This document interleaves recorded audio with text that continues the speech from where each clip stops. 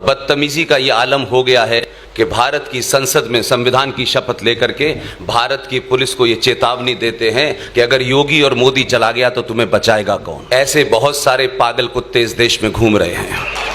पागल कुत्तों के सामने मंत्र पढ़ने से पागलपना नहीं जाता जब तक गोली न मारी जाए।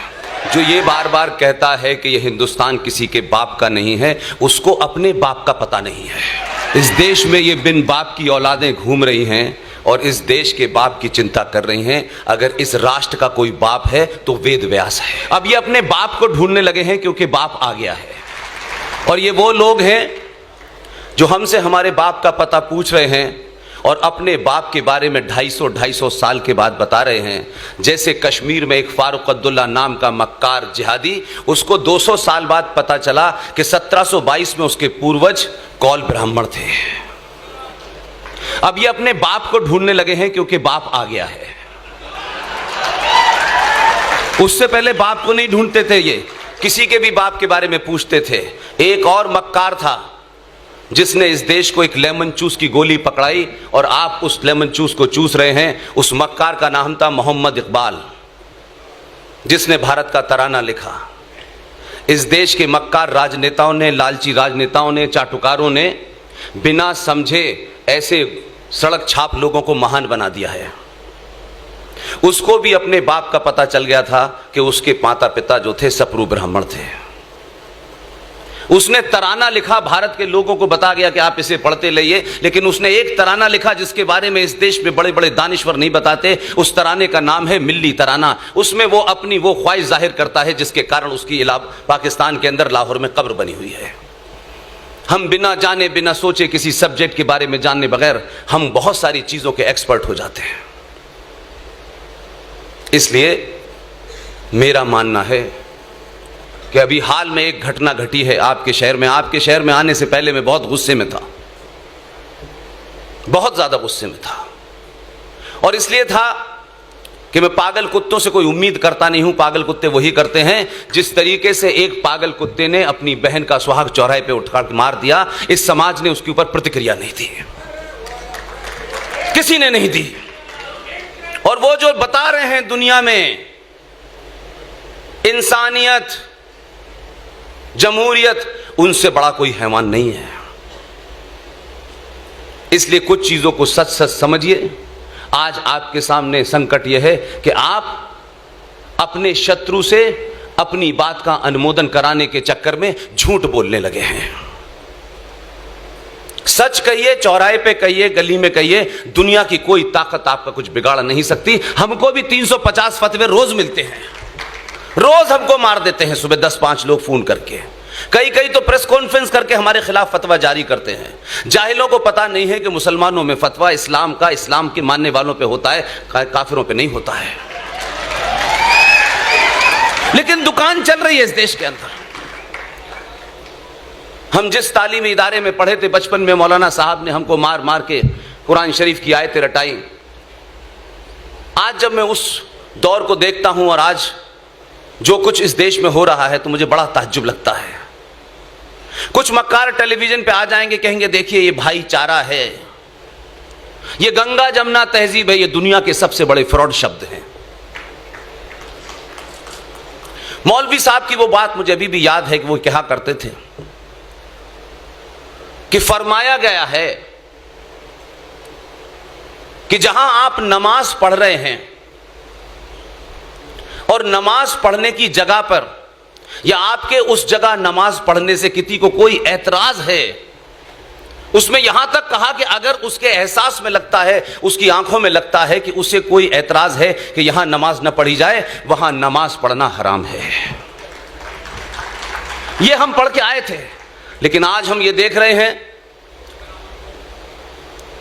जो अपने बाप को ढूंढ रहे हैं, जिनके बाप यहां आए थे, लुटेरे, चाहे उन्होंने अयोध्या को तोड़ा हो, बाबा विश्वनाथ को तोड़ा हो और इस देश में 40,000 मंदिरों को तोड़ा हो। इस्लाम एक तरफ और फ्रॉड और मक्कारी पूरे चरम पर है कि कुछ लोग उस मस्जिद में नमाज पढ़ने के लिए, इस देश में दंगा करने के लिए सड़कों पे उतरे हुए हैं, जिस मस्जिद के नीचे बाबा विश्वनाथ की मूर्तियां रखी हुई हैं। यह है इस देश में मक्कारी। ऐसी बातें मत करो, हम तुम्हें मारते रहें और हम तुमसे भाईचारा कहते रहें और हम ये ना बताएं कि इसमें भाई कौन है और चारा कौन है। बड़े समय के बाद, 700 साल के बाद पता चला है कि भाई कौन है और चारा कौन है, इसलिए लोग परेशान हैं। इसलिए साफ साफ बात हर चीज पे होनी चाहिए। ये अलग अलग किस्म का इस्लाम जो पूरे देश में चल रहा है, कश्मीर में इस्लाम कुछ और है, केरल में कुछ और है।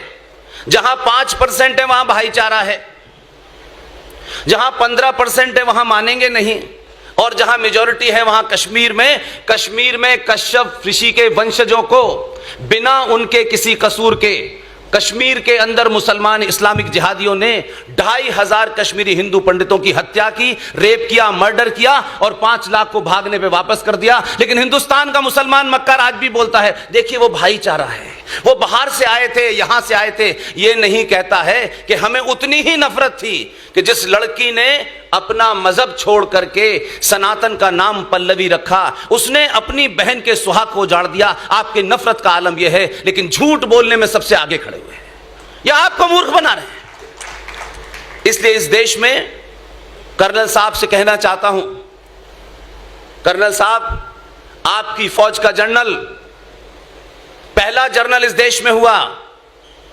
जिसने सच बात कही। सच बात करने के बाद इस्लामिक जिहादी इस देश में बहुत परेशान थे, जगह जगह उसका नाम लेकर के गाली गलौज की गई।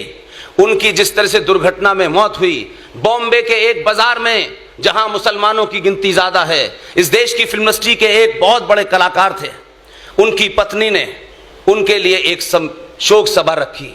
इस्लामिक जिहादी पहुंच गए, उनका पोस्टर फाड़ दिया और उनको श्रद्धांजलि नहीं देने दी। आखिर विपिन रावत से कुछ इस्लामिक लोगों की प्रॉब्लम क्या थी? क्यों उन्होंने ये कहा? क्योंकि विपिन रावत ने साफ साफ कहा कि भारत 2.5 युद्ध में ग्रस्त है। आपके पश्चिम में पाकिस्तान है, पूर्व में बांग्लादेश है, और इस देश के अंदर कई करोड़ जिहादी जो हैं वो इस देश की व्यवस्था को छिन्न भिन्न कर देना चाहते हैं। इस कहने से कुछ लोगों ने उसकी शोक सभा नहीं होने दी। यह है भाईचारा हमारा। इसलिए आज एक जगह नहीं, बहुत सारी चीजें करेक्शन हो रही हैं, और जब चीजें करेक्ट होने लगती हैं तो इस्लामिक जिहादी इस देश में कह रहे हैं इंटॉलरेंस बढ़ गया है। अगर ये इंटॉलरेंस भारत राष्ट्र को बचाने के लिए अच्छा है तो गली गली में ये इंटॉलरेंस बढ़ जाए तो भी अच्छा है। इस देश के हर बच्चे को इंटॉलरेंट हो जाना चाहिए उन जिहादियों के खिलाफ, उस कचरे के खिलाफ जो इस देश में जगह जगह गंदगी फैला रहे हैं, हत्याएं कर रहे हैं। इसलिए आपने गलती कोई आज नहीं की है। यह बात अलग है कि भाग्यनगर में डॉक्टर मोहन गुप्ता ने एक बड़ा काम किया है। हमने फ्रॉडों को, मक्कारों को उनके पोस्टर लगाना बंद कर दिया है। और आज आप जिस मंच पे इतने सारे लोग देख रहे हैं, इनमें जिनके भी पोस्टर लगे हैं, ये वो विजनरी थे जो इन मक्कारों को जानते थे। अगर आप सही मायने में सरदार पटेल को इस भारत का निर्माता मानते हैं तो 3 जनवरी 1948 में कलकत्ता के मैदान में सरदार पटेल ने जो स्पीच दी थी उसे जरा कान खोल के सुनिएगा।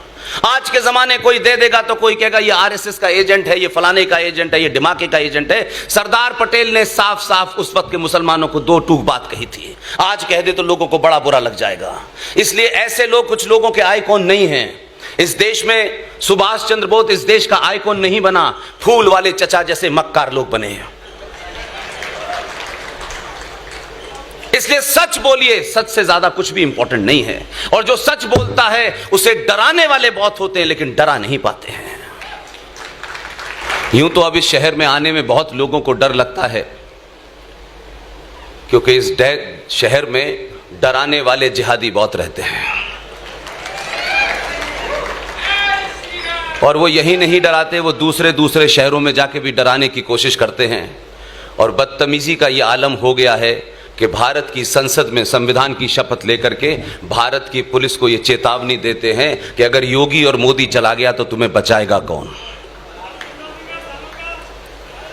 ऐसे बहुत सारे पागल कुत्ते इस देश में घूम रहे हैं।